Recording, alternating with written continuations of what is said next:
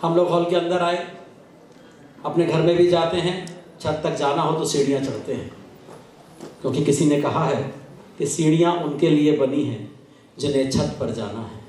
सीढ़ियाँ उनके लिए बनी हैं जिन्हें छत पर जाना है, जिनकी नज़र है सितारों पर, उन्हें अपना रास्ता खुद बनाना है, उन्हें अपना रास्ता खुद बनाना है। बीकानेर के एक छोटे से गांव से लेकर अपना रास्ता खुद बनाने वाले और भारत सरकार के प्रतिष्ठित मंत्री के पद पर पहुंचने वाले आदरणीय अर्जुन राम मेघवाल जी, जो भारत सरकार के संसदीय कार्य और संस्कृति मंत्रालय के माननीय मंत्री हैं, और भारत विकास परिषद, जैसा कि आदरणीय सुरेश जैन जी भाई साहब और श्यामलाल भाई साहब ने बताया कि सेवा, संस्कृति और संस्कार के क्षेत्र में कार्य करने वाला संगठन है, तो हम उनके साथ कैसे मिलकर काम कर सकते हैं, वो हमारा कैसे सहयोग ले सकते हैं और उनका हमारे क्या मार्गदर्शन दे सकते हैं, इस आशय से मैं उनको आमंत्रित करता हूं, कृपया आएं और अपना एक बौद्धिक मार्गदर्शन हम सबको प्रदान करें। आदरणीय श्रीमान अर्जुन राम जी मेघवाल, कर्तव्य ध्वनि से स्वागत। बौद्धिक मार्गदर्शन देना है तो मैं आपसे पूछता हूँ, ये क्या होता है? थोड़ा आप बताएंगे, मेरा मार्गदर्शन करेंगे तो अपन मार्गदर्शन देने की स्थिति में आ जाएंगे। आप हाँ बैठ जाइए, वैसे आ जाइए आ जाइए। अच्छा एक प्रोग्राम आज सुरेश जी भाई साहब ने एक अच्छा कार्यक्रम दिया है। हम तो फिरोजाबाद थे, आज करीब करीब वहीं रहने का था मन, लेकिन आग्रह इतना मजबूत था सुरेश जी भाई साहब का कि आगरा ही आना पड़ा। भारत विकास परिषद उत्तर मध्य क्षेत्र फर्स्ट NCR 1 का रीजनल अधिवेशन अमृतम 2021 और उस कार्यक्रम में उपस्थित राष्ट्रीय अध्यक्ष भारत विकास परिषद के आदरणीय गजेंद्र सिंह जी संधू साहब, हमारे राष्ट्रीय संगठन महामंत्री भारत विकास परिषद के आदरणीय सुरेश जी जैन साहब, हमारे राष्ट्रीय महामंत्री श्यामलाल जी शर्मा, ये हमारे राजस्थान से ही हैं, ये तो पता ही है ना आपको। हमारे सुनील जी खेड़ा राष्ट्रीय उपाध्यक्ष, तरुण जी शर्मा अतिरिक्त महामंत्री और संचालन भी बहुत बढ़िया करते हैं, ताली बजा कर स्वागत भी कर सकते हैं। केशव दत्त जी गुप्ता, नवीन जी, परवीन गर्ग साहब, बसंत गुप्ता जी, राजीव अग्रवाल जी, प्रमोद सिंघल जी, प्रमोद सिंघल जी की सारी व्यवस्थाएं शायद ऐसा ही है ना, इनके लिए भी अपन बहुत ताली बजा के धन्यवाद आभार प्रकट कर सकते हैं। राहुल गर्ग जी, अन्नूराम दुबलेश जी, डॉक्टर नितिन दालव जी, विक्रांत खंडेलवाल जी, श्रीमती अंजू सिंघल जी, रूपल गोयल जी, विनय सिंघल जी, धर्म गोपाल मित्तल जी, अखिलेश भटनागर जी, विनय सिंह एडवोकेट, सोमदेव सारस्वत जी और इस प्रांगण में, इस परिसर में उपस्थित सभी हमारे आदरणीय बुजुर्गों, युवा साथियों, मातृशक्ति, पत्रकार बंधुओं,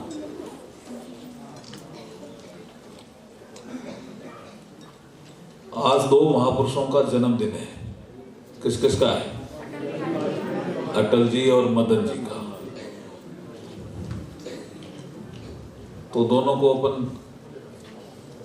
याद करना चाहिए।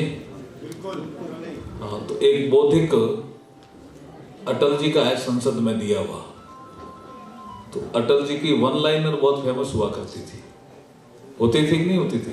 वन लाइनर एक सेंटेंस में जो जवाब देते थे वो वाकई बौद्धिक होता था। और मेरे को कहा गया कि आपको मार्गदर्शन भी बौद्धिक ही देना है। तो एक वन लाइनर से मैं शुरू करता हूं। एक बार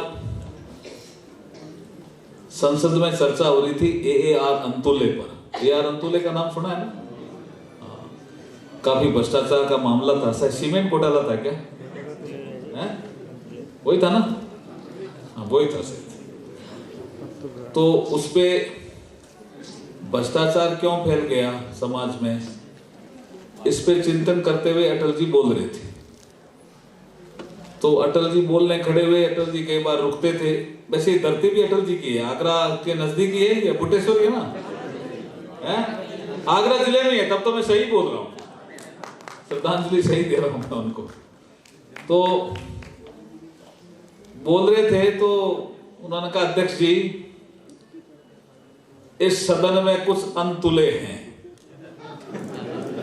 अनतुले, हाँ, बगैर तुले में भ्रष्टाचार भी तोलते नहीं, ऐसे ही अनतुले ही लेते हैं। इस सदन में कुछ अनतुले हैं, कुछ तुले हुए हैं। तो चंद्रशेखर जी सदन में थे, लोकसभा में बैठे थे। तो ऐसा कहकर अटल जी रुके तो चंद्रशेखर जी खड़े हो गए कि पंडित जी आप क्या हो। तो फिर अटल जी ने कहा, ये सब रिकॉर्ड में है, पार्लियामेंट के जो कार्रवाई है उस दिन की कार्रवाई के रिकॉर्ड में, वहीं से ही बोल रहा हूं। तो ना फिर कहा, फिर चंद्रशेखर जी ने कहा आप क्या हो, तो जो जवाब दिया अटल जी ने, वन लाइनर जवाब है, और कितना शानदार जवाब है, जो भारत विकास परिषद के सभी कार्यकर्ताओं पर भी लागू होता है। क्या कहा अटल जी ने कि अध्यक्ष जी सदन में कुछ अनतुले हैं, कुछ तुले हुए हैं। चंद्रशेखर जी ने कहा, अटल जी आप क्या हो, बोला हम नपे तुले हैं।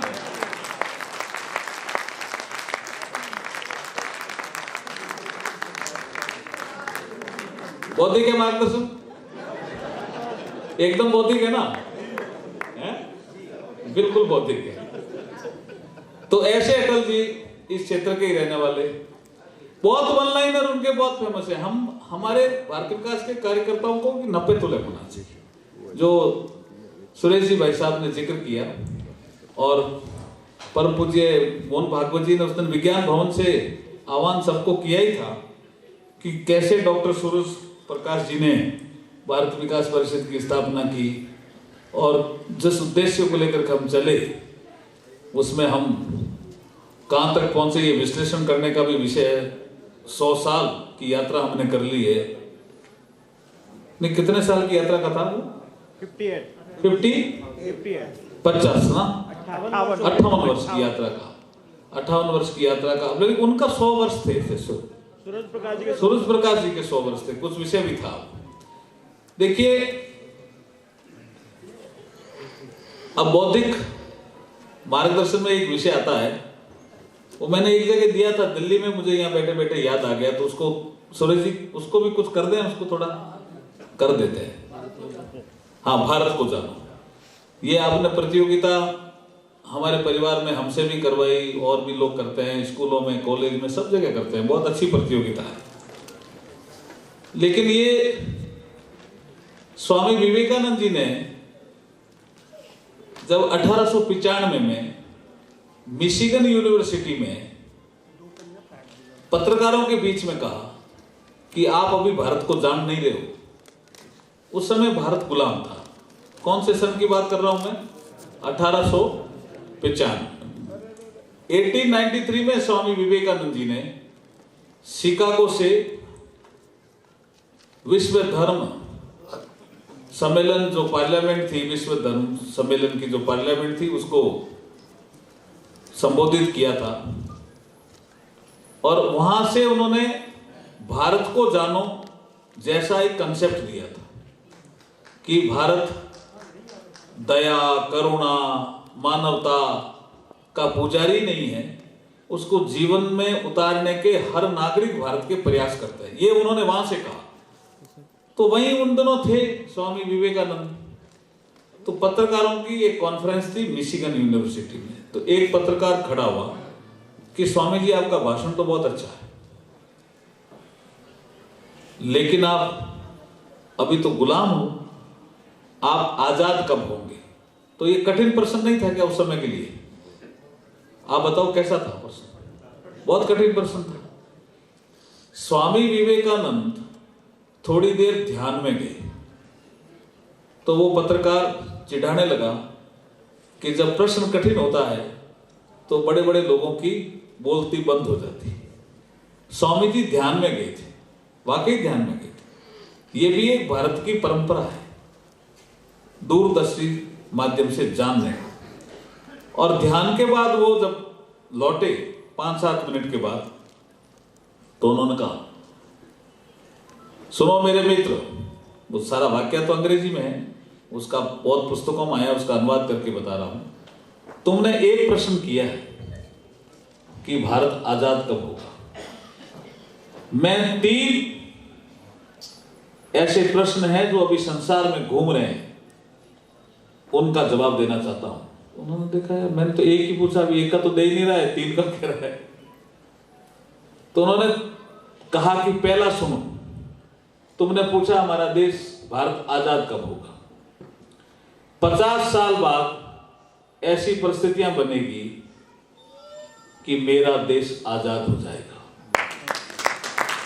ये कब बोल रहे हैं? 1895। 50 को जोड़ो, कितने हुए? 1945। 1945 में क्या परिस्थिति बनी? सेकेंड वर्ल्ड वार समाप्त हुआ। सेकेंड वर्ल्ड वार में इंग्लैंड में चुनाव प्रचार के दौरान यह बहुत बड़ा मुद्दा था। एटली कह रहा था कि हम जीतेंगे तो भारत को आजाद करेंगे। आप उस समय का अखबार उठा के देखना, या अगर पॉलिटिकल साइंस के विद्यार्थी हो तो जानना, एटली घूम घूम के इंग्लैंड में कह रहा था कि हम जीतेंगे तो भारत को आजाद करेंगे। चर्चिल घूम घूम के कह रहा था हम जीतेंगे तो हम आजाद नहीं करेंगे, लेकिन एटली जीत गया और भारत आजाद हो गया। तो स्वामी विवेकानंद की एक भविष्यवाणी सही हुई कि नहीं हुई? बताओ मेरे को, सही हुई कि नहीं हुई? तो स्वामी जी के लिए ताली बजाओगे कि नहीं बजाओगे? 1895 में बोलने वाले स्वामी जी की 50 साल बाद एक भविष्यवाणी सही होती है, वो एक दूसरी भविष्यवाणी करते हैं उसी पत्रकारों के बीच में। उन्होंने कहा, मैं देख रहा हूं कि कार्ल मार्क्स के 100 साल बाद, कार्ल मार्क्स के जन्म के 100 साल बाद रूस में एक औद्योगिक क्रांति होगी। वहां से एक विचारधारा पनपेगी जो 100 साल बाद समाप्त भी हो जाएगी। तो उस पत्रकार ने सवाल किया कि स्वामी जी, यहां आप झूठ बोल रहे हो। रशिया एग्रो बेस्ड कंट्री है, वहां औद्योगिक क्रांति या मजदूरों की क्रांति नहीं हो सकती। हां, आप अगर जर्मनी कहते हो, इंग्लैंड कहते हो, इवन फ्रांस कहते हो, इवन अमेरिका कहते हो, तो हम मानते हैं। लेकिन आपने रूस का जिक्र किया है, इसलिए हमने स्वीकार नहीं करते। तो स्वामी जी ने कहा, आप स्वीकार करो या मत करो, मैं भारतीय ज्ञान परंपरा से जो मैंने ज्ञान अर्जित किया है उसके आधार पर बोल रहा हूं। आगे आप देखना अब क्या हुआ। कार्ल मार्क्स कब जन्मे, किसी को पता है? 1818। कब जन्मे? कब जन्मे? 1818। रूस में क्रांति कब हुई? 1917। हो गई ठीक 100 साल बाद। और 2017 आते आते वामपंथी सारे संसार से गायब हो रहे कि नहीं हो रहे भाई? हो रहे कि नहीं हो रहे? अरे हो रहे कि नहीं हो रहे? तो फिर स्वामी जी के लिए ताली नहीं बजती क्या? नहीं बजनी चाहिए क्या? तीसरी भविष्यवाणी क्या की थी स्वामी जी ने, वो और महत्वपूर्ण है। उन्होंने कहा कि मैंने जो देखा है अब इस समय ध्यान में, 21वीं सदी भारत की होगी। तो वो पत्रकार कहता है, स्वामी जी आप झूठ बोल रहे हो, अभी आप 19वीं सदी के उत्तरार्ध में चल रहे हो, शायद 20वीं बोल रहे होंगे। उन्होंने कहा नहीं, 20वीं नहीं बोल रहा हूं, 21वीं बोल रहा हूं। तो उन्होंने कहा 100 साल का गैप देकर के बोल रहे हो, ऐसा आपने क्या देख लिया? उसने कहा, मेरी जो ज्ञान परंपरा, मेरा जो अध्यात्म, मेरे जो ध्यान करने की प्रक्रिया मेरे गुरु ने सिखाई थी, उसके आधार पर मैं ये बोल रहा हूं। तब मुझे बताइए कि स्वामी जी की 2 भविष्यवाणी सही हो गई, तो तीसरी सही नहीं होगी क्या? तीसरी सही होगी कि नहीं होगी? है? होगी कि नहीं होगी? हो ही गई, हो रही है, शुरुआत हो गई। 21वीं सदी भारत की होगी। अब यहां ये सदी का जब विषय आता है तो ये अटल जी को इसकी जानकारी बहुत थी। अटल बिहारी वाजपेयी 1 जनवरी 2000 को इस देश के प्रधानमंत्री थे। ध्यान आ रहा है? आप तो बहुत से लोग हैं जिन्होंने 20वीं सदी गई, 21वीं सदी का सूरज उगा तो बहुत से रात को लोगों ने 12 बजे के बाद पटाखे चलाए होंगे, किसी ने सूरज उगने पे चलाए होंगे। किया होगा कि नहीं किया होगा? है? किया था, किया था, किया था जी, बहुत से लोगों ने किया था, मुझे ध्यान है, किया था। लेकिन अटल जी थे प्रधानमंत्री, अटल जी ने ऐसा कुछ नहीं किया। लेकिन अटल जी ने क्या किया? क्योंकि मैं जयपुर में 165 देवी नगर घर पे सो रहा था, मैं उस दिन बाड़मेर से आया था, राजस्थान से। मैंने कहा ये पटाखे क्यों चला रहे हो, क्या है? बोला 21वीं सदी लग गई। विषय था तो है, यही था। अब अटल जी ने क्या किया ये सुनो। अटल जी उस दिन पूजा करने के लिए उठे, सूरज की किरण निकलने से पहले नहा धोकर के तैयार हुए। उन्होंने लॉन में ही भारत माता की पूजा के हिसाब से भारत मां की पूजा, भारत भूमि की पूजा करने जैसा एक इन्वायरमेंट बनाया और वहां बैठ गए और पूजा करके जैसे सूरज की पहली किरण पड़ी, सूरज को प्रणाम किया, धरती मां को प्रणाम किया और उसका चक्कर लगा करके वापिस उसी जगह जाने लगे तो सामने एक महिला खड़ी थी। उस महिला ने क्वेश्चन किया, उन्होंने कहा तुम यहां सुबह सुबह कैसे? उन्होंने कहा मुझे एक प्रश्न करना है आपसे। बोला क्या? कि 21वीं सदी किसकी होगी? ये उस पत्रकार का प्रश्न था जी, महिला पत्रकार का, अटल जी को 1 जनवरी 2000 को। और अटल जी ने फिर वन लाइनर ही कहा कि 21वीं सदी एशिया की होगी। ये जो सदी को तय करने वाले लोग हैं वो जानते हैं कि सदी हमेशा कॉन्टिनेंट की होती है, उसमें से एक देश नेतृत्व करता है। तो ये कह करके अटल जी तो आ गए। बड़ा विवाद हुआ कि कैसे एशिया की सदी होगी। उस समय फिर नॉर्थ अमेरिका की सदी होने का ही चर्चाएं थी। 2004 में अटल जी प्रधानमंत्री नहीं रहे। 4 और 14 के बीच में इस देश में प्रधानमंत्री कौन थे? डॉक्टर मनमोहन सिंह। वो भी विश्व पटल पे जाते थे। वहां एक थॉट आया नया कि ये 21वीं सदी एशिया अफ्रीका दोनों की होगी। ये पहली बार हुआ। ये सदी तय करने वाले लोग हम नहीं हैं, ये अलग लोग हैं। इनको आप राइटर क्लब्स का नाम दे सकते हो, इंटेलेक्चुअल क्लब का नाम दे सकते हो, ऐसे बहुत से संगठन हैं जो सदी तय करते हैं। तो उन्होंने जॉइंट तय करने की कोशिश की एशिया अफ्रीका, लेकिन 14 आते आते ऐसी परिस्थितियां बनी, वो स्वामी विवेकानंद 14 आते आते ऐसी परिस्थितियां बनी कि अमेरिका के बैंक बंद हुए, पिक्स नाम का एक संकट आया, ब्रिटेन यूरोपियन यूनियन में रहेगा कि नहीं रहेगा, एक नया संकट आया कि नहीं आया? इन सारे संकटों के बीच पूरे संसार में ये वातावरण बना और इसके बाद मोदी जी आ गए 2014 में। तो वो जो सदी तय करने वाले लोग हैं वो कह रहे हैं सदी तो एशिया की होगी। ये 1 जनवरी 2000 को अटल जी ने कहा। 1895 में स्वामी विवेकानंद ने मिशिगन यूनिवर्सिटी में कहा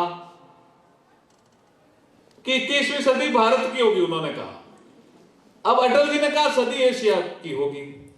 एशिया में 4 देश हैं जो कंपटीशन में हैं। देखिए 20वीं सदी, आप 19वीं से चलिए, 19वीं सदी यूरोप की थी, यूरोप इज ए कॉन्टिनेंट, और उसका नेतृत्व किया इंग्लैंड ने। 20वीं सदी नॉर्थ अमेरिका की थी और उसका नेतृत्व किया यूएसए। अब 21वीं सदी एशिया की होगी तो उसका नेतृत्व कौन करे? इसकी लड़ाई है, इसका नेतृत्व कौन करे? इसकी लड़ाई है।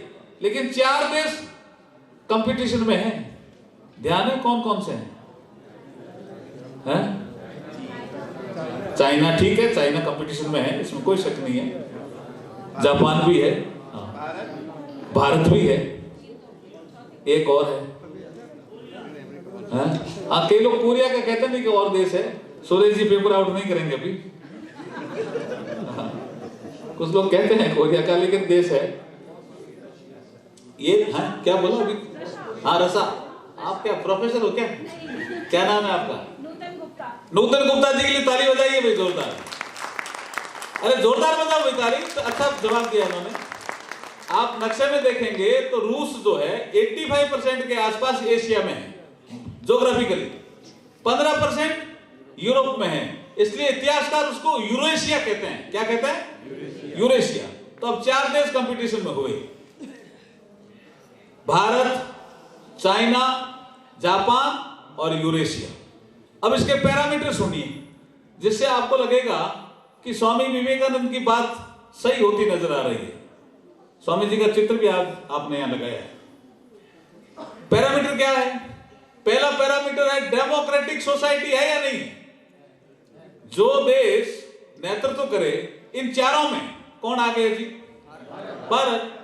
चीन और भारत के बीच में 100 में से 100 नंबर मिलेंगे तो भारत को 100 में से 100 मिलेंगे, और चाइना को?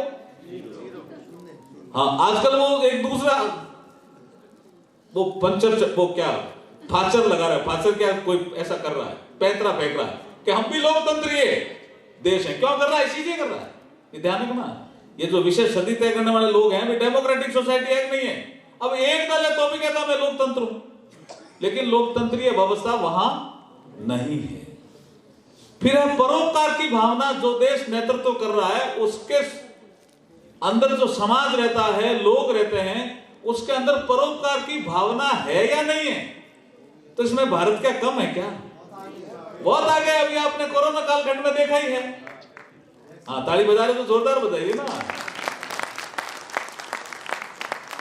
परोपकार की भावना, जिसको अंग्रेजी में कहते हैं फिलैंथ्रोपिक सोसाइटी, है या नहीं है?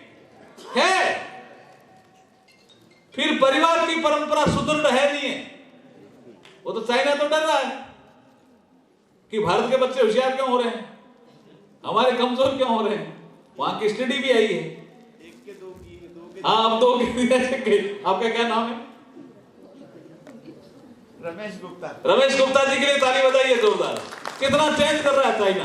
क्यों कर रहा है? यही डर है। वो नेतृत्व करना चाहता है, लेकिन ये एक पैरामीटर में उसको दिक्कत आ रही है।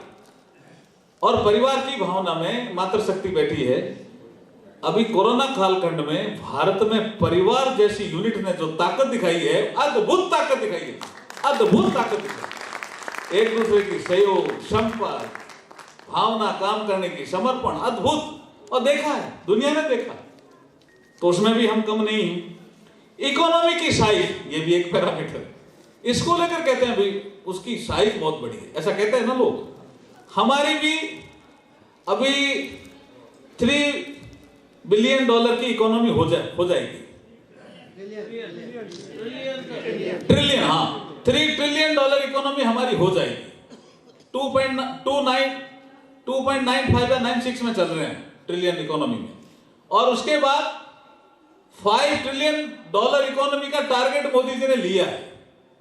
जल्दी वो अचीव होगा तो इकोनॉमिक साइज में भी हम कम नहीं रहेंगे, तेजी से आपके सहयोग से आगे बढ़ेंगे। ये जो फौज बैठी है, ये इकोनॉमिक साइज को बढ़ाने वाली फौज है और विवेकानंद जी का सपना पूरा करने वाली फौज है। चाहे सर्विस सेक्टर हो, चाहे एमएसएमई सेक्टर हो, चाहे इंडस्ट्रियल सेक्टर हो। अब तो योगी जी ने 1 डिस्ट्रिक्ट 1 प्रोडक्ट को भी बहुत तेजी से आगे बढ़ाया है। मैं कल कहाँ था, मैं एक जगह पीलीभीत था, उन्होंने कहा हमने 18 फीट की बांसुरी बना दी। मैंने कहा ये बांसुरी आपने क्यों बनाई? कि हमारे 1 डिस्ट्रिक्ट 1 प्रोडक्ट में बांसुरी चुना है। तो कहीं बांसुरी है, कहीं जूता है, कहीं कांच का सामान है, कहीं कोई हैंडीक्राफ्ट का सामान है, सब ऐसे तय हो गए। तो इसमें इकोनॉमी बढ़ेगी, यूपी भी इसमें अग्रसर होगा। तो ये कई ऐसे कदम हैं जो इकोनॉमिक साइज को बढ़ाएंगे। ज्ञान विज्ञान के क्षेत्र में कौन सा देश आगे है जी? डीआरडीओ मिसाइलें बना रहा है साहब। डीआरडीओ मिसाइलें बना रहा है। हाँ, कुछ लोग कह रहे हैं कि टेक्नोलॉजी में जापान आगे है। हाँ, टेक्नोलॉजी में जापान अभी आगे है, लेकिन टेक्नोलॉजी में हम भी पीछे रहने वाले नहीं हैं।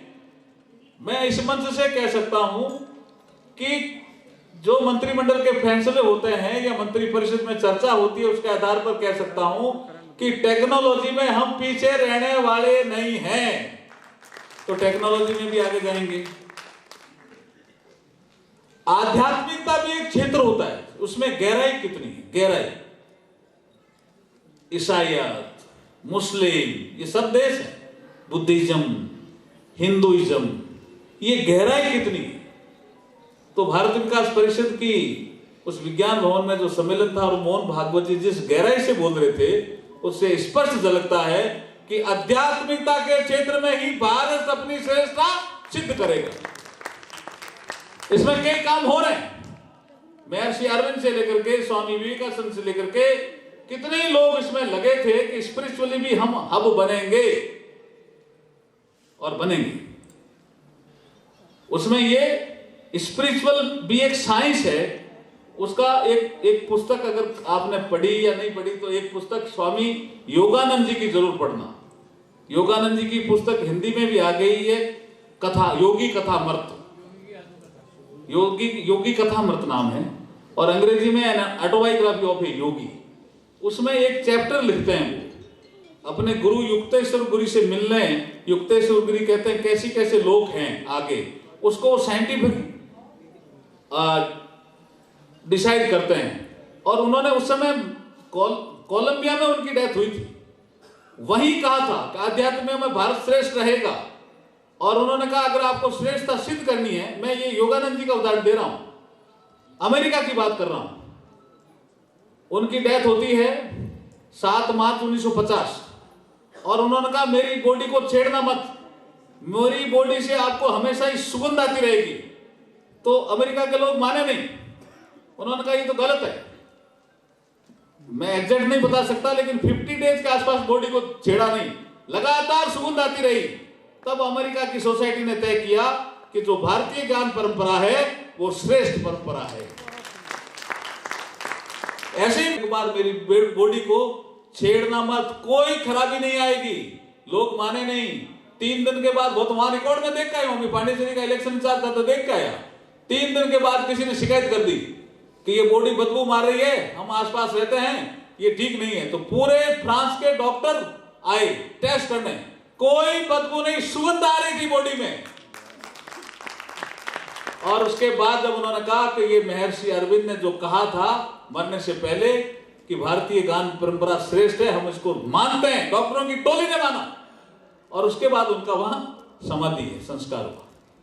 तो हम आध्यात्मिकता के क्षेत्र में जो गहराई है वो भी एक पैरामीटर है, क्योंकि कोई भी सोसाइटी हो किसी न किसी धर्म से चलती है। ये जो धर्मनिरपेक्ष की बातें एक राजनीतिक कारणों से होती है, लेकिन आप किसी देश में चले जाओ, ऑस्ट्रिया चले जाओ, स्पेन चले जाओ, आप किसी देश, दुबई कहीं चले जाओ, धार्मिक लोग होंगे ही होंगे, एक प्रवृत्ति होती है। तो स्पिरिचुअलिज्म में तार्किक दृष्टिकोण से सोचने वाली सोसाइटी कौन, तो उसमें भारत पीछे है क्या? भारत आगे है। विश्व गुरु, हाँ आपने ठीक बोला, विश्व गुरु की ओर बढ़ रहा है। क्या नाम है आपका? मल्होत्रा जी के ताली बजाइए भाई जोरदार। विश्व गुरु की ओर बढ़ रहा है, तो कम पीछे कहां रहेंगे? ऐसे राष्ट्रवाद की अवधारणा का भी सब्जेक्ट चलता है, उसमें कहां कम है हम? हमारे राष्ट्रवाद की अवधारणा अंतरराष्ट्रीय वसुधैव कुटुंबकम, बिल्कुल ठीक कहा आपने, अंतरराष्ट्रीय क्षितिज को लिए हुए है, अंतरराष्ट्रीय स्तर पे उसको मान्यता मिली हुई है। क्या नाम है आपका? देवव्रत पांडे जी के लिए जोरदार ताली बजाइए साहब। मैं मार्गदर्शन बौद्धिक दे रहा हूं, मैं सब ध्यान है। यस, ये आपने यहां लिखा भी है, भारत माता की। आपदा में नेतृत्व देने की क्षमता उस देश में है कि नहीं है? किसी देश में भूकंप आ गया, क्या भारत मदद कर सकता है कि नहीं कर सकता? कर सकता है, वो भी एक पैरामीटर है। वैक्सीन दे रहे हैं दूसरे देशों को, है? वैक्सीन दूसरे देशों को दे रहे हैं। और सैन्य शक्ति में ताकत उसमें भी कोई कमी नहीं है। मोदी जी के नेतृत्व में तेजी से डोकलाम में पीछे हटा, चाइना हटा कि नहीं हटा, बताओ मेरे को। तो ये ताकत है कि नहीं है? इस सर्जिकल स्ट्राइक से पाकिस्तान में जाकर के कुछ करके आए कि नहीं आए? एयर स्ट्राइक से पाकिस्तान के आतंकवादी शिविरों को नष्ट करके आए कि नहीं आए? सैन्य ताकत भी एक पैरामीटर है, और एक पैरामीटर है जेंडर इक्वलिटी है या नहीं है। तो जेंडर इक्वलिटी में भी हम तेजी से आगे बढ़ रहे हैं। अभी लोकसभा में एक हमने बिल पास किया है शादी का 18 से 21। तो महिला संगठनों का अंतर्राष्ट्रीय स्तर पर दबाव था कि शादी की एज तो एक करो। आप कहते हैं हम समान हैं, तो शादी में भी आपने असमानता कर रखी है एज में। तो ये जेंडर इक्वलिटी का मोदी जी ने एक बड़ा कदम उठाया है कि महिलाओं की भी शादी की उम्र 18 से 21 करने का प्रस्ताव पेश किया है। जेंडर इक्वलिटी, महिला और पुरुष में समानता है या नहीं। और धीरे धीरे हम कॉमन सिविल कोड की ओर भी बढ़ जाएंगे। बोले भारत माता की, भारत माता की जय। अब एक विषय 5 मिनट लूंगा, छेड़ दिया तो किताब आ गई क्या भाई? एक सफर हम सफर के साथ, ये पुस्तक है, मैंने मेरी पत्नी पे लिखी है। अधिकतर लोग क्या करते हैं, सफल होने के बाद ये कहते हैं कि सफलता मेरी मेहनत के कारण, सफलता कभी किसी की देन बता देते हैं। विश्लेषण करके बताना चाहिए। जब मैंने विश्लेषण किया मेरे जीवन का, तो मुझे लगा कि मेरी सफलता जो है, और आज इस मंच पे खड़ा होकर के बोल रहा हूं, केवल एक कारण है मेरी पत्नी। इसलिए मैंने किताब लिखी, एक सफर हम सफर के साथ। उसमें एक चैप्टर है छोटा, उसको पढ़ेंगे। वैसे तो कई चैप्टर हैं। विषय यह है कि शादी करने के बाद आदमी को खुश रहना चाहिए कि नहीं रहना चाहिए? फिर शादी के बाद खुश क्यों नहीं रहता है? इस किताब का सार यही है कि शादी के बाद भी खुश रहना है। टेंशन आपके जीवन में भी आ सकती है। पति समझदार हो तो वो टेंशन दूर करे, और पत्नी समझदार हो तो टेंशन दूर करे।